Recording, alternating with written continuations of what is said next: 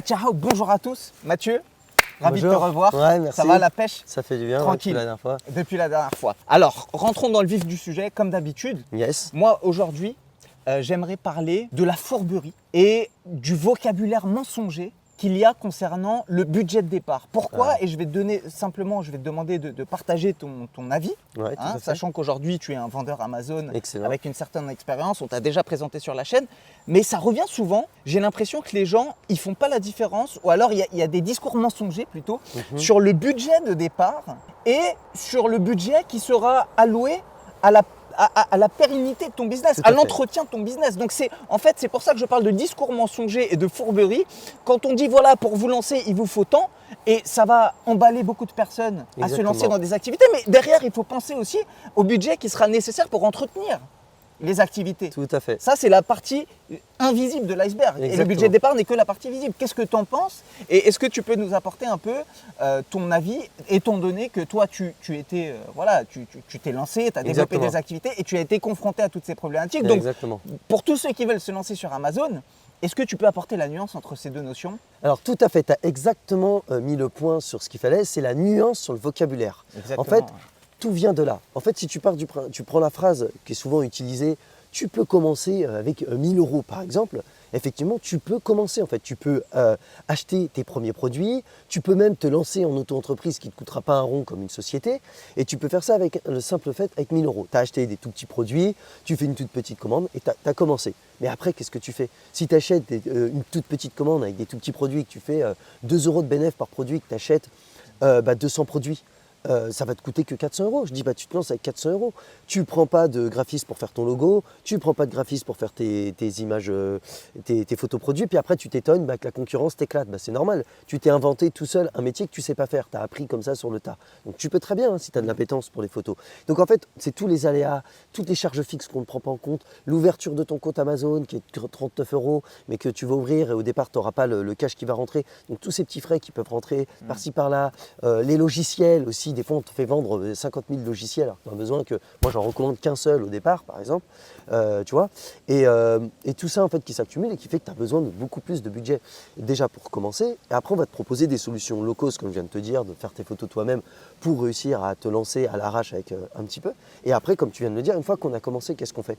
Comment est-ce qu'on passe sa deuxième commande? Parce que tu ne vas pas recevoir le cash tout de suite de ta première commande. Il s'agit de gérer la trésorerie, et les flux financiers. Comme on en a parlé pendant moi, qui est le cœur de la vente Amazon. Je sais que ce n'est pas le sujet le plus sexy, qui fait le plus vendre, plus cliquer, etc., qu'on parle de recherche produit, mais une fois que tu as ta recherche produit, que tu as été bon là-dedans, tu as toute cette gestion en fait, de trésorerie qui est simplement une gestion d'entreprise. Ni plus ni moins, Amazon, c'est une entreprise digitale, mais ça reste la même chose que si tu ouvrais un magasin physique en termes de gestion, en termes de comptabilité, de fiscalité, etc. On ne va pas s'éparpiller et parler sur un autre sujet, on va revenir dessus. Et une fois que tu peux, déjà que tu es confronté au fait que tu n'as pas assez de cash pour ta deuxième commande, comment est-ce que tu fais pour développer d'autres produits? Parce que le cash que tu vas récupérer vont t'aider à te développer sur ton produit, mais comment est-ce que tu vas faire si tu n'as pas un peu de cash en plus? Donc effectivement, tu as cet effet boule de neige où le cash que tu reçois de ton premier produit va t'aider à te développer soit sur un deuxième produit, soit à développer d'autres marketplaces via le pan-européen. Mais quand même, il y a un budget minimum, il y a un SMIC syndical pour commencer sur Amazon et pouvoir te pérenniser. Bien sûr. Donc, je reviens sur et ça ne concerne pas que le budget de départ. En gros, c'est ce que tu veux dire, c'est qu'il faut avoir une vision plus long terme, avoir une projection. D'accord. Parce qu'effectivement, ce n'est pas du one shot. C'est comme un combat de boxe. Si le mec il mise que sur le premier round et qu'il ne pense pas aux 11 rounds suivants, il est dans la merde. Toi, c'est la même chose dans le business. Exactement. C'est bien de lancer une commande, c'est bien de parler de budget de départ, mais parlons d'un budget qui va permettre de stabiliser, de développer, de pérenniser des activités. Il faut du cash tout de suite, de l'énergie, du temps et de la matière grise pour réussir à sortir ton premier produit, ce qui pourrait revenir à être explosif, à savoir donner des punchs, bien faire attention à sa garde pour reprendre la métaphore de la boxe. Mais il faut aussi avoir sa trésorerie pour se développer sur le long terme, qui reviendra avoir son endurance fondamentale pour tenir les plusieurs rounds, ça dépend quelle discipline tu pratiques, mais admettons que tu pars sur 5 rounds, il faut avoir la caisse, l'endurance pour tenir ces 5 rounds à une vitesse accélérée. Donc si tu te crames sur le premier round, forcément tu es fatigué, tu baisses ta garde et tu te prends un KO. C'est pareil le monde de l'entreprise, c'était une belle métaphore que tu as pris, c'est exactement pareil. Donc pour revenir sur ce qu'on parlait, la nuance, elle est, oui, 1000 € pour commencer, virgule, mais il te faut 2000, 3000, 4000, 5000 pour pouvoir te développer par la suite. Donc, la réalité, c'est ton budget de départ pour commencer et te pérenniser est de 3, 4, 5 000 €. Ça, c'est d'autres vidéos qu'on a fait on ne va pas s'éparpiller sur combien il faut, parce que ça dépend de tes objectifs, ta structure, etc. Mais c'est pour te dire que voilà, il faut faire attention que quand on te dit que tu peux commencer avec 1000 balles ou 1500 balles, effectivement, c'est mensonger. Et je vais aller un petit peu plus loin, c'est que là, on est sur YouTube, d'accord? C'est mainstream.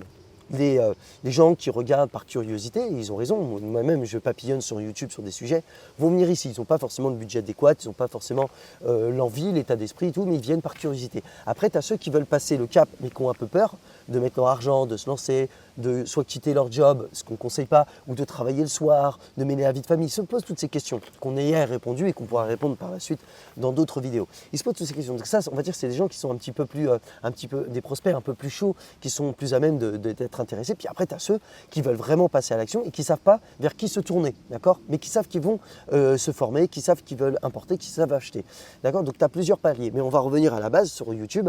On va dire que sur les 100%, on va dire sur 100 personnes qui nous regardent, il y en a peut-être que 10% qui vont s'intéresser à ce qu'on fait, qui vont passer à l'action dessus. Et on est OK avec ça. Nous aussi, on regarde des sujets sur lesquels on papillonne, et comme je viens de te dire, et on va pas aller.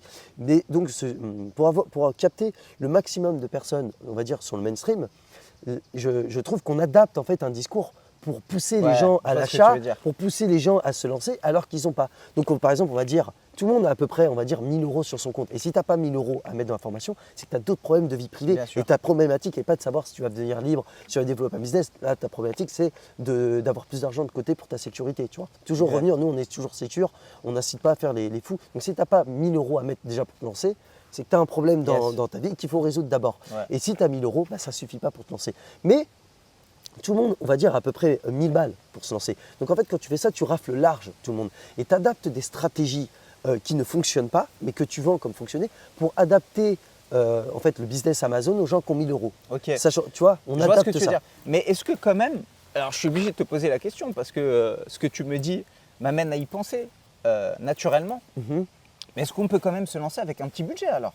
Oui, mais tout dépend ce qu'on appelle un petit budget. Tout dépend à quel plafond tu mets un petit budget. Si tu me dis que tu as 3000 €, je te dis ok, tu as un petit budget, tu peux commencer, mais par contre, je ne vais pas te dire que dans un an, c'est pompe up en fait. C'est mensonger. Je ne suis pas aligné. C'est possible, mais ça prend plus de temps. Ça demande une projection encore plus détaillée parce que chaque centime va compter vraiment beaucoup plus que si tu avais une plus grosse enveloppe. Et c'est l'inverse en fait de ce qu'on dit, c'est plus ton budget est serré, plus il faut être très bon. Parce que quand tu as un gros budget, tu peux te lancer sur des produits qui sont un peu plus concurrentiels. Tu peux te permettre de faire des erreurs. C'est le mot, tu viens de me couper la parole. Excuse-moi. Excuse-moi. C'était le mot. Tu peux te permettre de faire des erreurs. J'en ai fait, notamment dans la publicité. J'ai perdu de l'argent. Si j'avais un budget de, je sais pas moi, 2000 €, j'étais cuit, c'était fini. C'était fini. Je m'étais appelé sous la porte. Donc c'est exactement. Moins tu connais le domaine, plus il faut du budget pour faire des erreurs. Alors on te forme à ne pas faire d'erreurs. On te donne le maximum de choses pour pas en faire, mais tu vas en faire. Et c'est forcé. Et c'est ces petites erreurs que tu vas apprendre, parce qu'il y a des erreurs qui sont générales, et puis après il y a des erreurs qui sont particulières.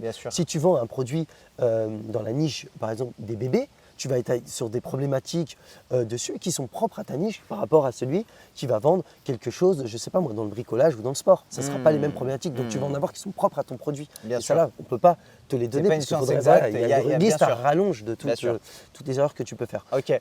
Donc en gros, le but là, c'est vraiment de vous faire comprendre pour ceux qui se lancent. Parce que moi, ça fait des années que je vous parle au téléphone, qu'on a beaucoup de retours de votre part. Je suis en directe relation avec vous. Et j'entends des discours parfois un peu borderline, un peu dangereux en fait, tout simplement. Donc pour respecter notre identité, par honnêteté intellectuelle, c'est possible de se lancer avec un petit budget.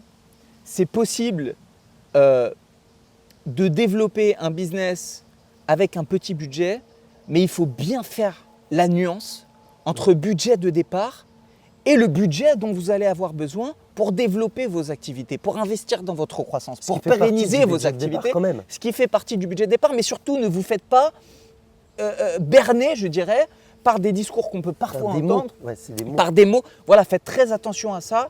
Ça demande une projection, le fait de se lancer.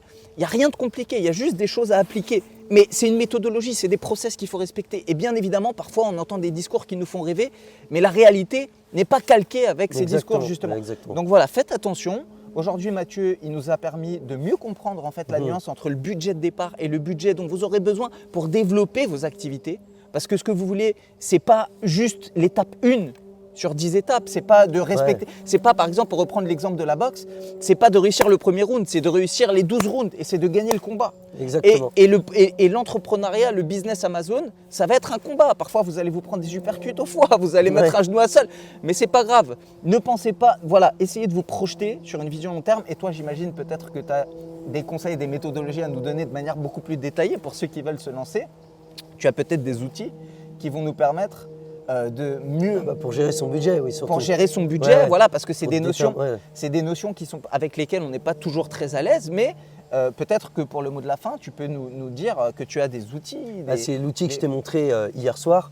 C'est l'outil, tu sais, en fait, dans la matrice de recherche produit qui va jusqu'au PPC, enfin, tu vois, c'est la matrice reprend aussi tous ces éléments pour valider en fait entre le budget qu'il y a besoin pour lancer son produit, Exactement. en prenant en compte tous les frais fixes que tu as dans ta société, les frais de lancement, les frais de sourcing, etc., qui sont liés génériquement à ta société et à ton activité, plus ceux qui sont liés à ton produit, c'est-à-dire liés pour la première commande et anticiper la deuxième commande.